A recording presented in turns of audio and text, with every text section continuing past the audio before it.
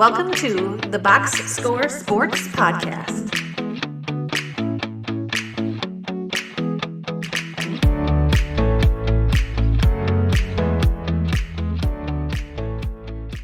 Bulls Celtics. Ready to talk about that one? Let's do it. Vucevic for Anthony Simons, and I think both teams got a second round pick from the other team, right? Okay, so that's where we're at. So that's with the Bulls and Celtics. So quick thoughts on this trade before we get into each team. I don't want to say perplexing again. I mean, I kind of get either side, but we have to kind of see what both teams do. But at first, it was like, oh, dot, dot, dot. What's to follow? I think like what's to follow for each team, less so for the Celtics. I mean, the Celtics variable is if Jason Tatum is coming back, then okay. If he's not coming back, then it's like, okay. Yeah, right. Exactly. Yep. Yeah, I think I'm with you too. It was interesting because I think the Celtics, and we'll talk more deep about it, but they had the cap reasons. Like that's boom, like so it makes sense. The bull side, when you see everything else they did, it's almost like you're like you said, you're waiting kind of for another move. So give me your thoughts on how Vucevic's going to fit with the Celtics and how you feel about him being a Celtic. Offensively, I think it's a great fit, right? Hmm. Like they've Agreed. had interest in him for a while. Like offensively, you can just picture he's another guy that's just going to get threes up. His shot the last 2.5 years has come back. He had that really down year where we were kind of wondering if it was over for him. So offensively, I think, hey, this is great. Their centers are kind of limited, more just like stand there and do nothing and we'll get a shot. Vucevic can, he's a pretty good passer. He can facilitate a little more than just, the random Brook Lopez, Miles Turner stand over there and, hey, just shoot. I mean, he does a lot of that, but I think he can do a little bit more. So offensively, I think it's an awesome fit for the Celtics.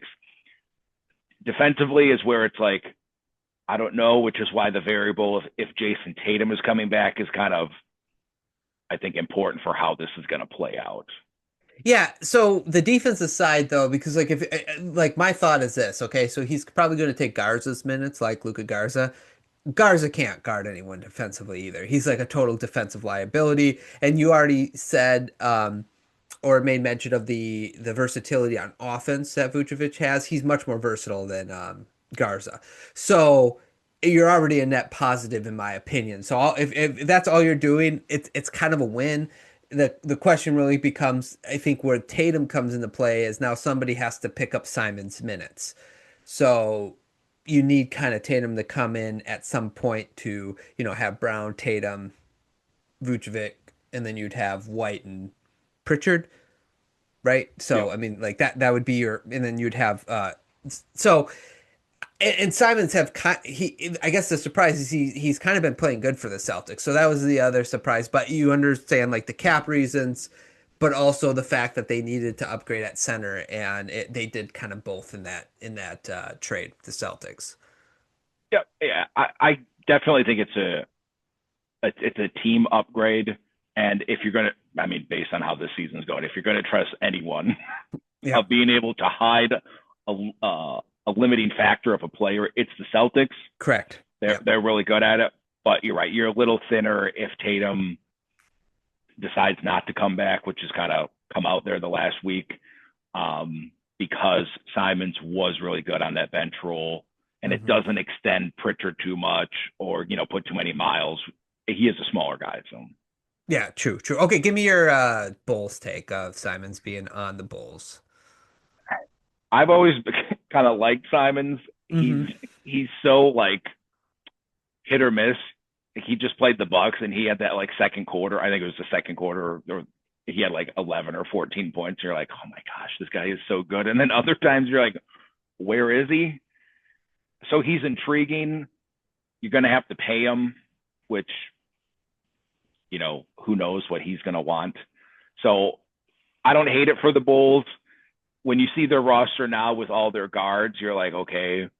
I mean, is Simons a bigger Kobe White? Right? I mean, like he's got more size, but doesn't really play defense. They got like 72 guards and no centers on their team, so they're obviously doing something. But it's almost like the Bulls who have played good are now like, did they just turn on the switch and like, hey, let's just tank and have no size on our team? We'll find out, in the next 36 hours. I don't hate it. It's like an incomplete. Yeah, that's the thing with the Bulls that I think it's fair to say that because of the amount of guards they have on their team. I'm with you. They are not going to end up with that many guards by the trade deadline. They better not anyway, unless if you're right, they're just like, hey, we're giving up on the season. So I don't know if we need to spend a whole lot of time talking about fit right now. Okay, because we'll do a winners and losers and and stuff like that, so we can maybe talk about the Bulls once it's all done.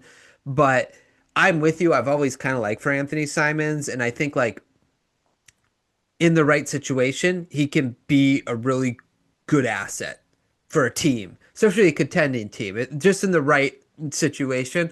So either the Bulls are going to figure out a way to use them or should figure out a way to use them that way, or there's going to be a team that they'll flip him to, which is another possibility. Yeah.